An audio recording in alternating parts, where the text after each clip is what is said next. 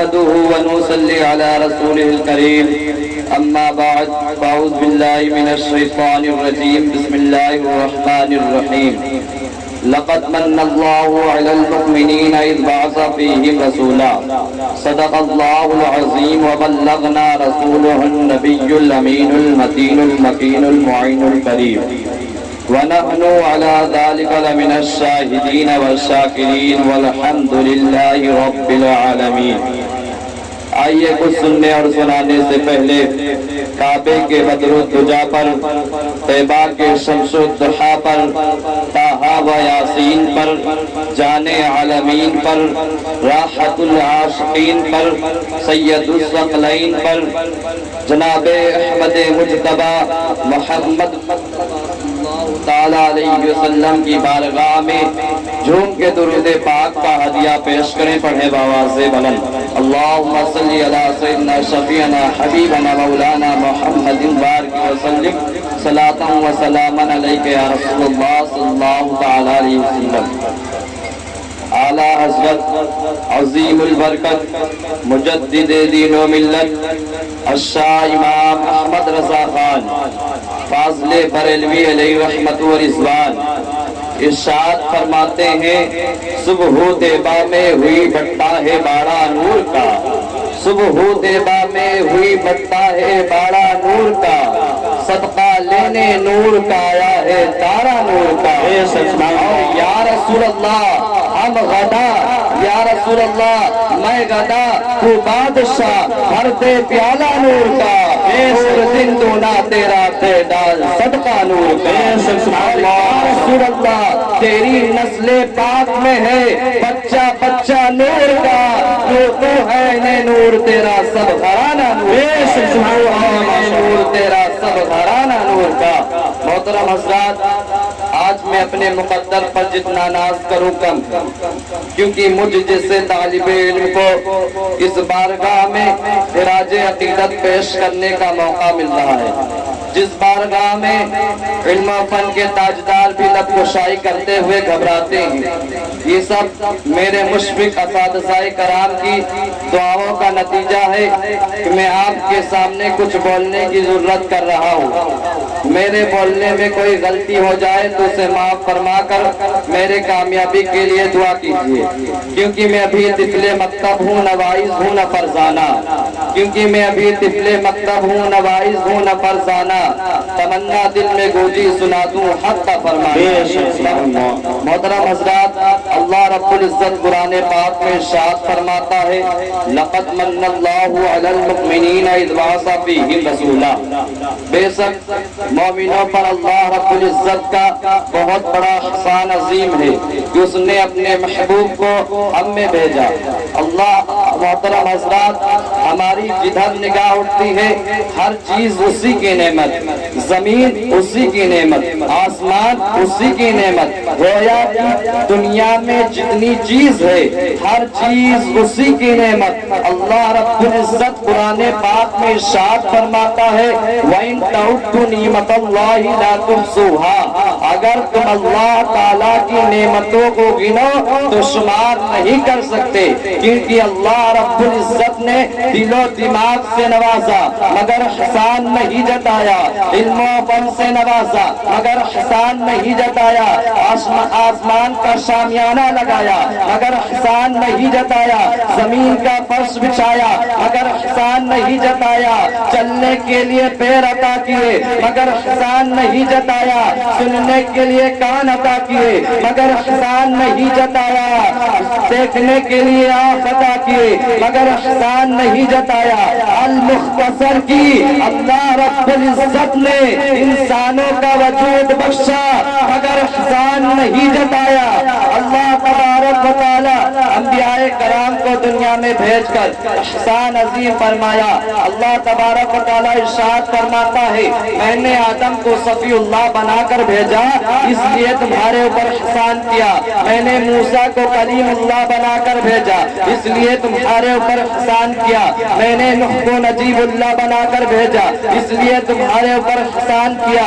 لیکن جب ذکر کرنا مقصود ہوا تاج تارے کائنات کا، کعبے کے بدر الدجا کا، طیبہ खाक शमशुद दुहा का तब अल्लाह रब्बुल इज्जत ने कुरान पाक में लक़द मन्नल्लाह फरमाकर सरकार की अज़मत का परचम लहरा दिया और अल्लाह रब्बुल इज्जत ने तमाम मखलूक में आपको मुमताज और बुलंद फरमाया। आला हजरत इरशाद फरमाते हैं सबसे आला वो आला हमारा नबी, सबसे बाला वो आला हमारा नबी। और क्या खबर कितने तारे खिले छुप गए पर न डूबे न डूबा हमेशा हमारा नबी।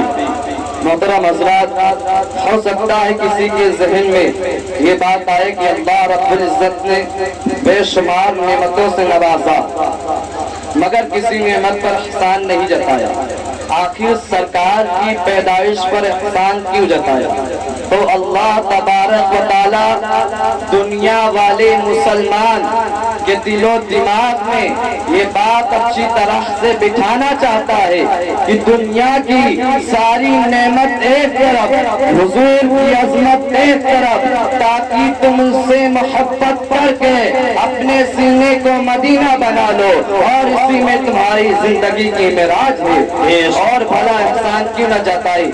ये ज़मीनो ज़मा, ये मकीनो मका, ये शजरो हजर, ये सब हुजूर सल्लल्लाहु तआला अलैहि वसल्लम का सदका है। हदीस कुदसी है, लौला का लमा खलक़तुल अफ़लाक वल अर्दीन। ऐ महबूब, आपको पैदा करना मकसद ना होता तो मैं जमीन और आसमान पैदा ना करता।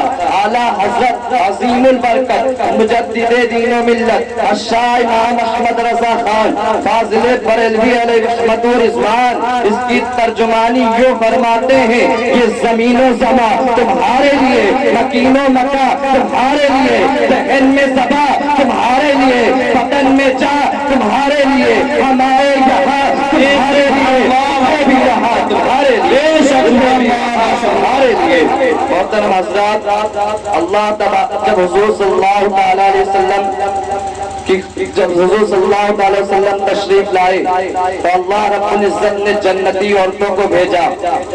अब जरा अंदाजा लगाएं, जिनकी खिदमत के लिए जन्नती औरतें आए उनकी अपनी शान क्या हो सकती है।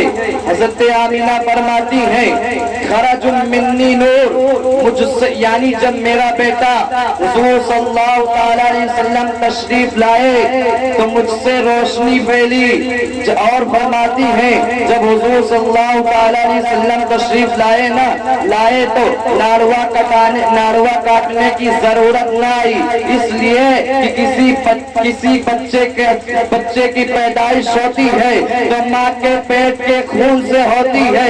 हुजूर की पैदाइश माँ के पेट के खून से नहीं हुई है, हुजूर की पैदाइश हुजूर के नूर से हुई है। फरमाती है कि अदा अपनी कुसूर शाम, मैंने शाम के महल्लात को देखा, बेशक इतनी रोशनी थी कि हर तरफ रोशनी रोशनी छा गई, हर तरफ नूर ही नूर छा गया, हर तरफ उजाला ही उजाला छा गया।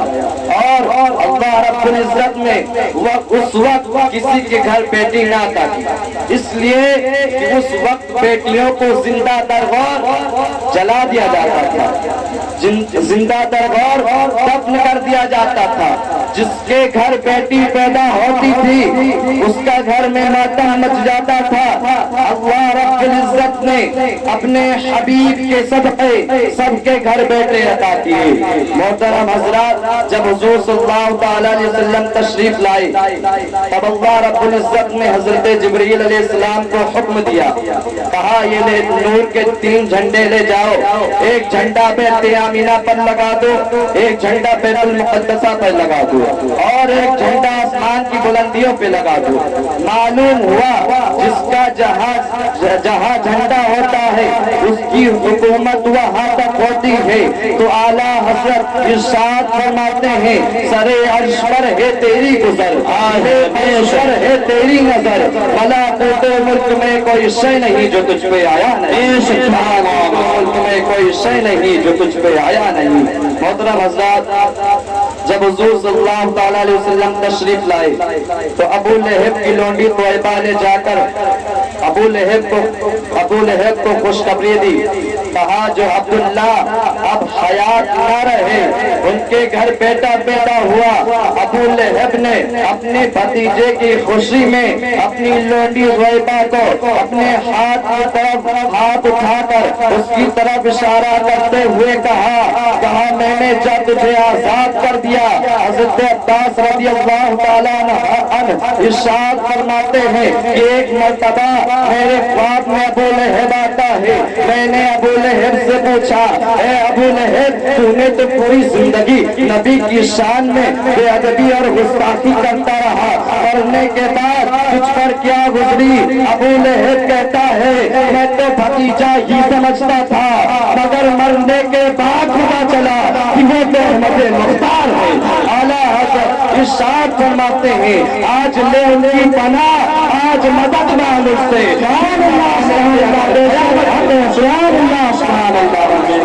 قیامت میں مان گئے۔ محترم حضرات، ابو لہب کہتا ہے مجھے 6 دن عذاب ہوتا تھا اور 7ویں دن پیر کے دن میرے عذاب میں تخفیف ہو جاتی تھی۔ آپ ذرا اندازہ لگائیں جب ایک کافر خوشی منائے تو اس کے عذاب میں تخفیف ہو جائے اور اس کے ہاتھ کی انگلی سے شہد اور دودھ کے دھارے جاری ہو جائیں۔ اب ذرا اندازہ لگائیں ایک اگر مسلمان سنی شہید العقیدہ اگر نبی حضور صلی اللہ تعالیٰ علیہ وسلم کی آمد کا جشن منائے تو اس کے مقام کا عالم کیا ہوگا؟ جو لونڈی صہیبہ نے خوشخبری دی تھی وہ حضور صلی اللہ تعالیٰ علیہ وسلم کی رضائی ماں بن گئی اور حضور صلی اللہ تعالیٰ علیہ وسلم نے اعلان نبوت میں اسے صحابیہ قرار دیا۔ محترم حضرات، اعلیٰ حضرت ارشاد فرماتے ہیں حشر تک ڈالیں گے ہم پیدائش مولا کی دھوم، ڈالیں گے ہم پیدائش مولا کی دھوم، مثل فارس نجف کے قلعے گراتے جائیں گے اور خاک ہو جائیں عدو جل کر مگر ہم تو رضا، خاک ہو جائیں عدو جل کر مگر ہم تو رضا، دم میں جب تک دم ہے ذکر ان کا سناتے جائیں۔